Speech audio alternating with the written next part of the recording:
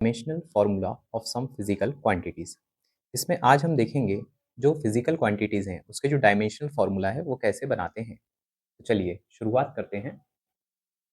सबसे पहले हम देखेंगे एनर्जी का।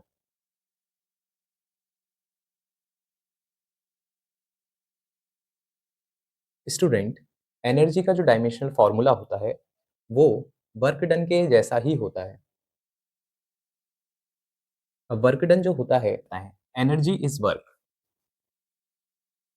तो स्टूडेंट्स, हम जानते हैं कि अब वर्क डन के जो डायमेंशन होंगे वही एनर्जी के होंगे। तो work done is equal to होता है फोर्स इनटू डिस्प्लेसमेंट। फोर्स क्या होता है स्टूडेंट्स? फोर्स जो होता है उसका फॉर्मूला होता है mass into acceleration into displacement के लिए एस लिखा। अब स्टूडेंट्स, एक्सेलरेशन होता है velocity upon time into displacement.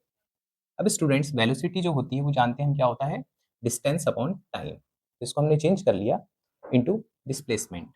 अब स्टूडेंट्स, ये भी डिस्प्लेसमेंट है, ये एक्स भी डिस्प्लेसमेंट है, तो यहाँ पे मैं एक्स को एस लिख देता हूँ। अब स्टूडेंट्स क्या मिला हमें? हमें मिला M S square upon T square. Student, यहाँ पे जो m है वो काय का डायमेंशन है, वो m का डायमेंशन है। तो m l t, क्योंकि हम फिजिकल क्वांटिटीज ले रहे हैं तो हम यहाँ पे क्या लिखेंगे, mlt में। तो mlt में आप देख सकते हैं m जो है यहाँ पे 1 है, l जो है वो लेंथ, जो ये यहाँ पे डिस्टेंस है s, वो l की डायमेंशन है जो है स्क्वायर, और जो t स्क्वायर है जो ये नीचे है ऊपर जाके इसकी पावर किस में हो जाएगी, -2 में।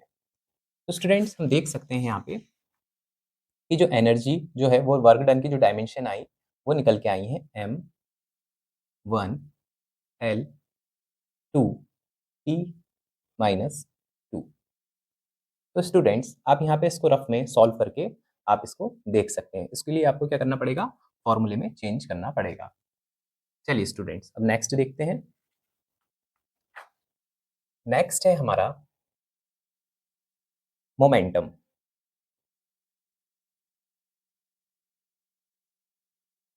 अब स्टूडेंट्स, मोमेंटम का जो फॉर्मूला होता है वो हम जानते हैं क्या होता है, मास इनटू वेलोसिटी।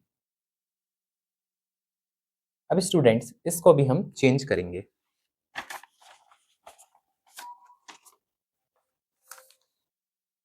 तो हम देख सकते हैं स्टूडेंट्स, जो मोमेंटम होता है उसको हम p से लिखते हैं और मास इनटू वेलोसिटी। मास जो होता है वो सेम रहेगा, वेलोसिटी जो होती है वो क्या होती है, डिस्टेंस अपॉन टाइम। तो स्टूडेंट्स, यहाँ पे हमें मिल गया m और डिस्टेंस मिल गया जो है l की डायमेंशन, और नीचे जो टाइम है वो है t की डायमेंशन। तो स्टूडेंट्स, हमारा जो डायमेंशनल फॉर्मूला होगा वो mlt में वो क्या हो जाएगा, m की डायमेंशन 1 है, l जो है वो 1 है, और t जो है वो ऊपर जाके उसकी पावर माइनस में हो जाएगी। तो यहाँ पे मोमेंटम का जो डायमेंशनल फॉर्मूला निकल के आता है वो आता है m1 l1 t -1।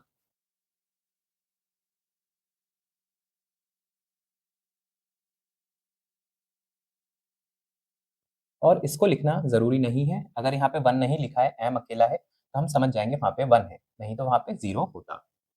चलिए स्टूडेंट्स, अब हम नेक्स्ट क्वेश्चन देखते हैं। इम्पल्स। स्टूडेंट्स, यहाँ पे जो इम्पल्स होता है वो होता है फोर्स इनटू टाइम। चलिए स्टूडेंट्स, इसको सॉल्व करते हैं।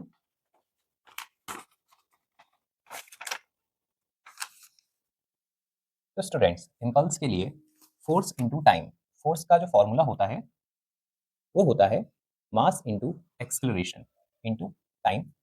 एक्सेलरेशन स्टूडेंट्स क्या होता है, velocity upon time into time.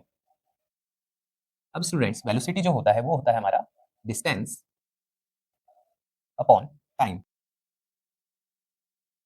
Distance upon time into, और ये नीचे जो टाइम है वो टाइम रहेगा it is as it is, and ये टी से टी क्या हो जाएगा, कैंसिल हो जाएगा। तो ये स्टूडेंट्स हमारा निकल के जाएगा m into distance upon time. M L T में इसकी डायमेंशन आएगी एम एल टी में। तो स्टूडेंट्स, आप देख सकते हैं m यहाँ पे है तो यहाँ पे 1 आ जाएगा, l यहाँ पे ऊपर 1 है, लेकिन टाइम की जो डायमेंशन है वो नीचे है, इसलिए इसकी पावर -1 में आ जाएगी।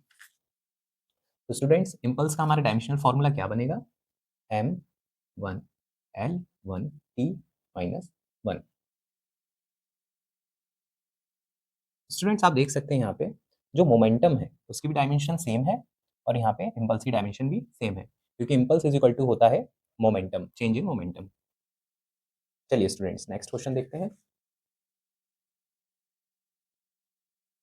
नेक्स्ट क्वेश्चन है स्टूडेंट्स टॉर्क। स्टूडेंट्स टॉर्क क्या होता है? टॉर्क होता है हमारा force into perpendicular distance between the two points into distance. तो स्टूडेंट्स इसका जो डायमेंशनल फॉर्मूला बनेगा वो क्या बनेगा?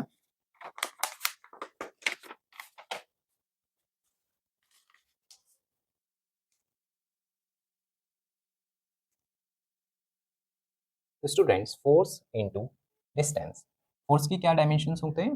फोर्स होता है mass into acceleration into distance. मास इनटू एक्सेलरेशन को हम लिख सकते हैं वेलोसिटी अपॉन टाइम, ये हो जाएगा v upon T into S. अब स्टूडेंट्स वेलोसिटी को भी हम क्या लिख सकते हैं? डिस्टेंस अपॉन टाइम, हो जाएगा डिस्टेंस अपॉन टाइम, नीचे टाइम की डायमेंशन है और ये डिस्टेंस। अब स्टूडेंट्स आप देख सकते हैं इसको अगर हम एम एल टी में लिखेंगे तो क्या आएगा? निकल के आएगा एम की डायमेंशन 1 है और डिस्टेंस डिस्टेंस डिस्टेंस का स्क्वायर है, नीचे टी का स्क्वायर है, ऊपर जाके पावर -2 हो जाएगी। तो इसका डायमेंशनल फॉर्मूला निकल के आएगा m1 l2 t -2।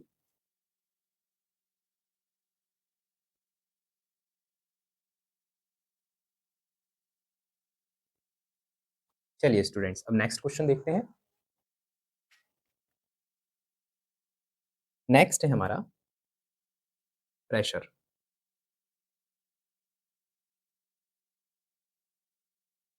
Students pressure का फॉर्मूला हमें पता है जो होता है force per unit area.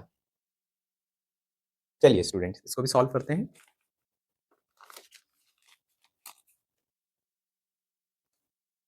Students जो प्रेशर होता है वो होता है फोर्स पर यूनिट एरिया। अब फोर्स का हमें पता है फॉर्मूला क्या होता है? Mass into acceleration upon area. Area को स्टूडेंट्स हम क्या लिख सकते हैं? इसको लिख सकते हैं एरिया जो होता है वो क्या होता है? एल की पावर 2 होती है, क्योंकि इसमें दो डायमेंशन होती है, लेंथ इंटू ब्रेथ। इसलिए लेंथ इंटू ब्रेथ को हम लिख सकते हैं कि ये भी एक लेंथ ही है, L into L, L square. अब स्टूडेंट्स एक्सेलरेशन को हमें पता है क्या लिखते हैं? Velocity upon time, and then हम चेंज करेंगे वेलोसिटी को S upon T, distance upon time. तो स्टूडेंट्स ये कितना हो जाएगा एक्सेलरेशन का? वी अपॉन टी, और ये हो जाएगा 1 अपॉन एल स्क्वायर। अब स्टूडेंट्स मास इंटू वेलोसिटी को हम क्या लिख सकते हैं? डिस्टेंस अपॉन टाइम, और यहाँ ऑलरेडी टाइम है वेलोसिटी के नीचे, 1 अपॉन एल स्क्वायर। अब स्टूडेंट्स इसको डायमेंशन में अगर हम चेंज करें तो क्या होगा? अब स्टूडेंट्स एम जो है वो 1 है और ये डिस्टेंस जो है वो एल की डायमेंशन है, और नीचे जो होगा वो नीचे भी एल स्क्वायर है, इसके नीचे भी एल स्क्वायर लिख देते हैं अभी, और नीचे टी का स्क्वायर है। तो स्टूडेंट्स ये हमारा निकल के आ जाएगा, नीचे L2 है, ऊपर जाके L की पावर क्या हो जाएगी? -2। तो L1 और L-2 एक दूसरे से कैंसिल होंगे और T की पावर -2। तो फाइनली हमारा निकल के आएगा M1 L -2 में से 1 जाएगा तो होगा -1, तो T की पावर -2। तो स्टूडेंट्स आप देख सकते हैं हमारा जो डायमेंशनल फॉर्मूला प्रेशर के लिए आया, m की पावर 1, L की पावर -1 और T की पावर -2। m की पावर 1, L की पावर -1, देन T की पावर -2। ये हमारा डायमेंशनल फॉर्मूला है प्रेशर के लिए। अब स्टूडेंट्स हम नेक्स्ट देखेंगे पावर।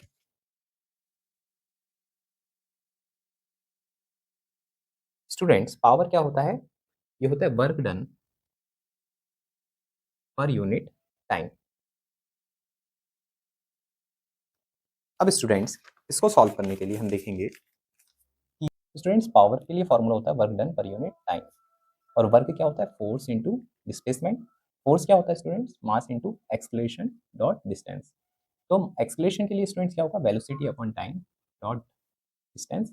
m इंटू वेलोसिटी को हम लिख सकते हैं डिस्टेंस अपॉन टाइम, और नीचे ऑलरेडी टाइम है और यहाँ पे s है, तो स्टूडेंट्स क्या आएगा? m इंटू एस स्क्वायर, और ये नीचे अपॉन में टी स्क्वायर। तो स्टूडेंट्स वर्क की जो डायमेंशन आई वो निकल के आई m into S square upon T square, और यहाँ पे ऑलरेडी टी है, तो आ जाएगा m S square upon T की पावर 3। अब इसको हम एम एल टी में कैसे लिखेंगे? m एल टी में m की पावर 1, एस स्क्वायर है तो l की पावर 2 और t की पावर 3 ऊपर जाके -3। तो इसका डायमेंशनल फॉर्मूला क्या आ गया पावर का? m1 l की पावर 2 t की पावर -3। चलिए स्टूडेंट्स, अब नेक्स्ट देखते हैं हम कोण या फिर एंगल। स्टूडेंट्स, एंगल जो होता है वो होता है हमारा, इसका फॉर्मूला आर्क अपॉन रेडियस। तो स्टूडेंट्स, आप यहाँ पे डायरेक्टली देख सकते हैं कि आर्क भी एक लेंथ है और रेडियस भी एक लेंथ है। एल अपॉन एल एक दूसरे कैंसिल हो जाएंगे, तो हम एम एल टी में इसको डायरेक्टली लिख सकते हैं। एम एल टी में एम की डायमेंशन नहीं है, एल जीरो हो गया और टी भी जीरो है। नेक्स्ट देखते हैं एंगुलर वेलोसिटी। अब स्टूडेंट्स, एंगुलर वेलोसिटी को हम ओमेगा से भी लिखते हैं। अब एंगुलर वेलोसिटी जो होती है वो डिपेंड करती है, जैसे वेलोसिटी डिपेंड करती है किस पे, डिस्प्लेसमेंट अपॉन टाइम पे, वैसे ये डिपेंड करती है एंगुलर डिस्प्लेसमेंट अपॉन टाइम। तो स्टूडेंट्स, एंगुलर डिस्प्लेसमेंट जो होता है उसको हम लिखते हैं थीटा से और टाइम को टी से। तो स्टूडेंट्स, हम जानते हैं कि थीटा जो है वो क्या है, एक एंगल है। एक एंगल है तो इसकी जो डायमेंशन होती है वो क्या होगी, जीरो होगी। तो इसको लिख सकते हैं हम एल जीरो अपॉन टाइम के लिए टी। और यहाँ पे स्टूडेंट्स, अगर हम इसको एम एल टी में लिख दें तो आप देख सकते हैं यहाँ पे एम की कोई डायमेंशन नहीं है, एल जीरो है और टी की power minus one. So angular velocity की जो हमारी डायमेंशन फॉर्मूला निकल के आता है वो आता है M zero L zero T minus one. चलिए स्टूडेंट्स, अब हम नेक्स्ट क्वेश्चन देखते हैं। नेक्स्ट है हमारा एंगुलर एक्सलेरेशन।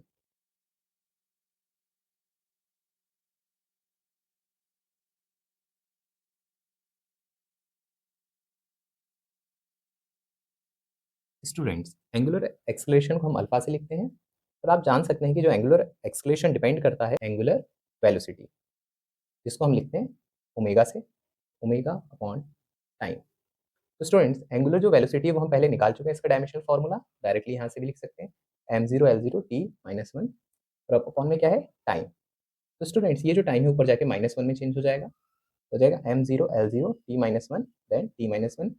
माइनस में पावर है दोनों तो आपस में क्या हो जाएगी, ऐड हो जाएगी, हो जाएगा M zero L zero T minus two. This is the dimensional formula for angular acceleration. अब स्टूडेंट्स, नेक्स्ट हम देखते हैं मोमेंट ऑफ इनर्शिया।